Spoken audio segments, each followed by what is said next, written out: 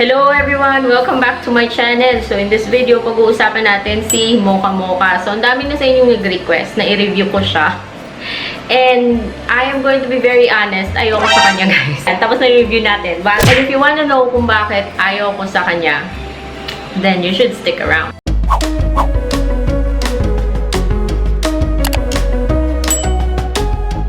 What's up everybody? My name is Red and I do reviews of online loan platforms and buy now pay later platforms. And for this video, pag-uusapan natin si Mocha Mocha. Take note na yung mga sasabihin dito is based on my personal experience and yung mga things na nakita ko while looking into this app. So eventually, I decided na ayoko sa kanya. And this video is not sponsored by any loan app guys.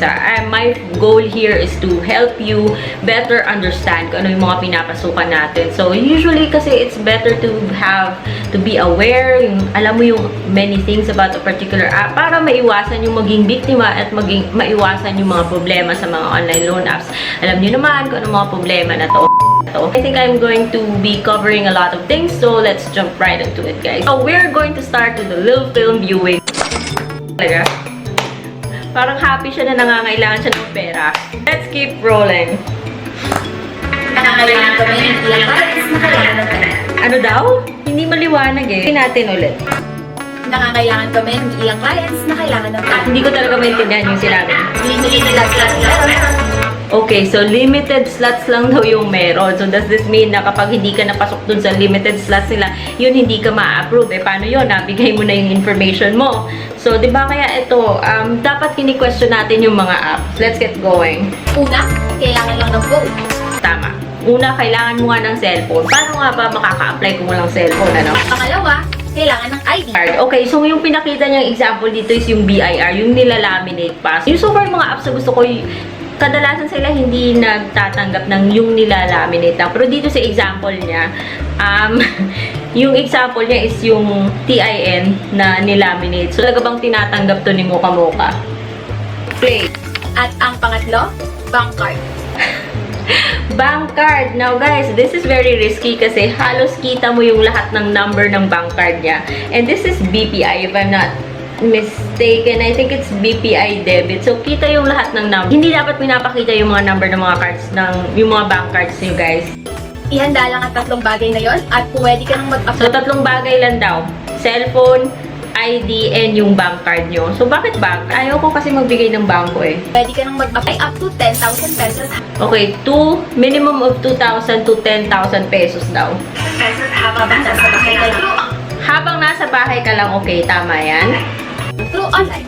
Hindi mo na kailangan sagutan ng madaming information. Maniwala ka dyan. Be aware guys na usually kapag nag-a-apply ka sa mga loan apps na ganito, there's like 3 to 5 pages na pagdadaanan mo and maraming information yung kukunin. For example, name, address, birthday, yung mga doon, very, very personal info. So, would you really want to give personal info to the app na nagsasabing limited slots lang?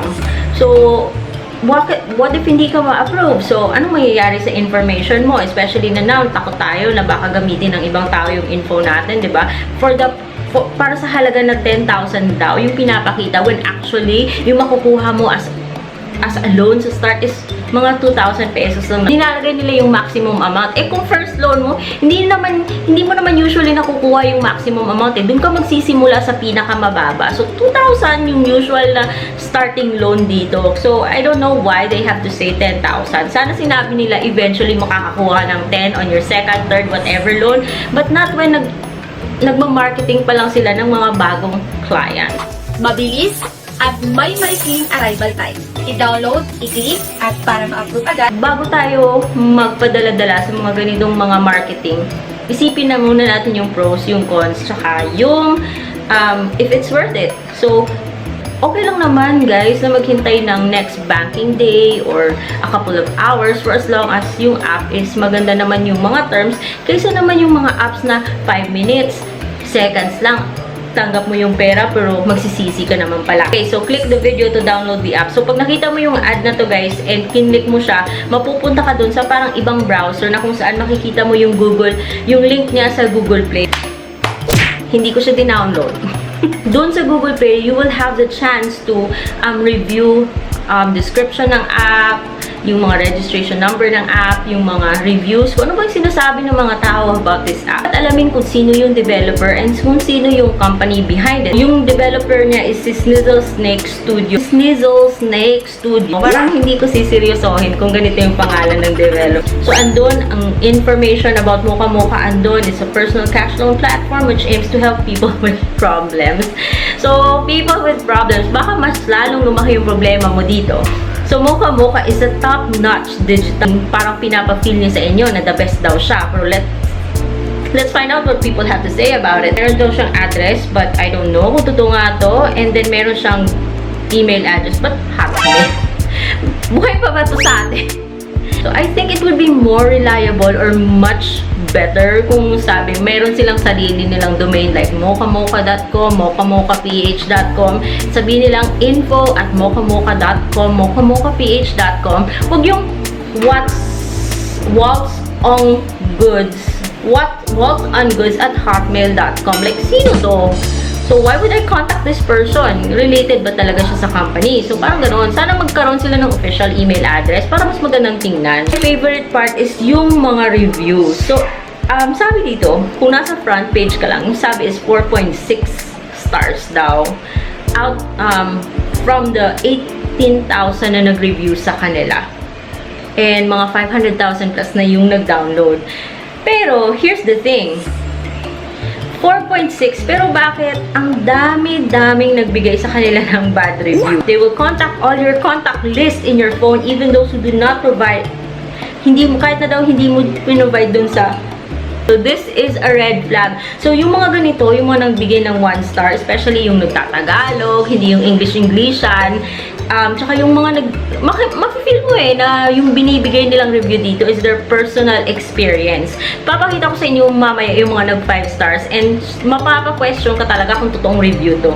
So, 2040 service charge, ang laki. So, most of these reviews, they would say na ang laki-laki talaga ng kinakaltas ni Mocha Mocha. So, ano itong sinasabi niyang no hidden fees, tsaka sinasabi niyang 10% lang yung tatanggalin niyang service fee. Ang laki-laki pala. For example, ito may nagsabi na it's a scam because 7% daw yung interest. So, it looks like Mocha Mocha. It's not good. Loka-loka siya. So, I don't know guys, this is a little biased because this is based on the things that just looking at these comments and these reviews, I would say no, thank you. Useless daw siya, yung sinasabi niya sa 4,500 mo daw na nilon, o sa 4,000 mo na nilon, yung tatanggalin niya is 1,250, tapos yung babayaran mo 4,500.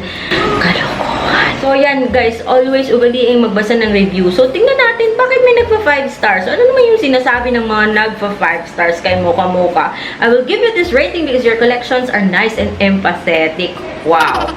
The fees are way too high. Wow, sinong tanga yung tatanggap ng mataas na interest, ano? Okay ka lang? Okay lang ba sa'yo na mataas yung interest? Ito pa, thank you Mocha Mocha. Okay, happy siya. I thought I wouldn't be able to reloan for the time I waited, but your disbursement is really very fast.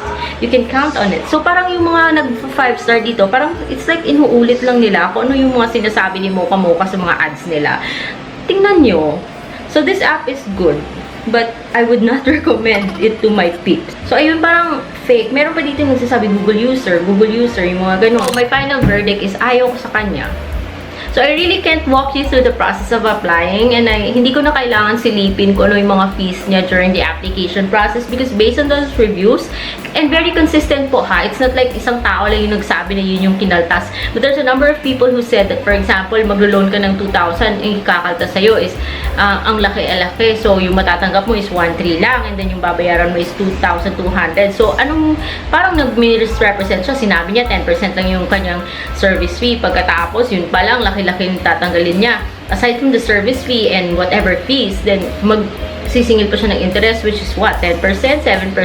And it's kind of high. So, if I were you, maghahanap ko ng ibang app. Hindi ko kailangan i-download or i-try para lang malaman if it's good for me. So, I don't know with you guys, but for hindi ko gusto si Mocha Mocha.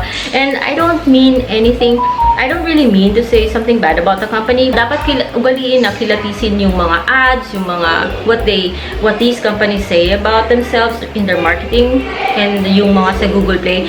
Huwag kasi yung download lang ng download. So, yun, ayaw ko kay Mocha guys, and for me, it's not right. So, and yun, ganun ako mag-check kung okay ba si app o hindi. Kasi wag kasing download ng download o kaya click lang ng click or yes ng yes. So, I hope to see you guys in my next video. Bye-bye!